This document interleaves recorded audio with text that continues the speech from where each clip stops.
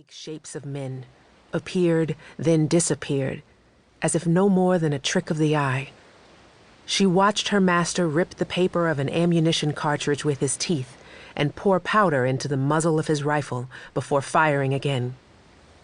She smelled the gunpowder, the blood, but the sharp bite of gunpowder was from the dark caverns of his memories, the blood from the corpses of soldiers long dead and rotted into soil. This war that haunted him night after night was from when he was young, from a half-century past, from when his whole life spooled far out ahead of him, instead of far behind. This was his dream, and she was walking in it with him. She waited. She could wait forever. In dreams, time was meaningless. The roar of cannon fire crashed over them, and Rupert Everly fired his rifle again and again at the ghosts of the long-dead British near a place called New Orleans. The instant he saw her, she knew. His eyes went wide, and suddenly he was no longer a young man, but bent and frail, his old man's skin the color of rice water. She approached him, taking her time. She was in no hurry. She had all the time in the world. Her master dropped his rifle and struggled to get to his feet, his arthritic hands clawing desperately at the gray trunk of the cypress for support. The cannons had gone silent, and around them the world swirled, changed. The ground dried, grew sandy, the vegetation more sparse, the air taking on the salty smell of the sea. They were back on Scotia Island, back on the plantation where she'd spent every waking moment of her life. He held up one twisted hand as if to hold her back, and in the warm sunlight she saw that he was trembling. "Stop," he cried. "You are an abomination. A damned creature. You stop right there, you hear?"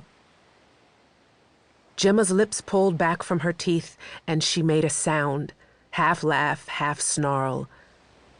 This was his dream, but there was nothing he could do to make her leave it. She was a dreamwalker. She could slip into the world of a sleeper and wander at her will, a spectator in the theater of the unconscious. Or, if she was of the mind to do so, she could twist those dreams, change their shape, change their meaning. And what she did as she meandered in and out of those dark nooks and crannies of the night world could even change the dreamer himself. Tonight, and the night before, and the night before that, she was exactly of that mind. This dreamer, her master, had something she wanted, and she intended to use what she could do, what she had been born to make sure he gave it to her.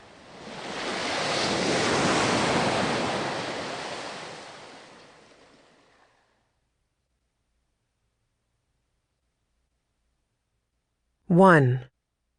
Spring. The day before her mother's funeral, it rained, alternating between a determined downpour and a vague, half-hearted mist that covered the city in a twilight haze long before actual nightfall. As Layla pulled her car into the driveway just after 11, it was still raining. She killed the engine and sat, staring through the windshield at her mother's house, the only light coming from a street lamp near the end of the block. It'd been months since she'd been on this street, and yet, even in the hazy darkness, everything looked exactly as it always had. The newspaper soggily perched in the Prior's bushes, the mound of damp leaves piled at the edge of the Calhoun's curb, the Browns' bright yellow Hummer parked in its usual spot next door, taking up an obscene amount of street real estate. The lawns all neat and well cared for. She twisted a strand of hair round and round her finger. There was not a single thing in the world she would have rather done less than go.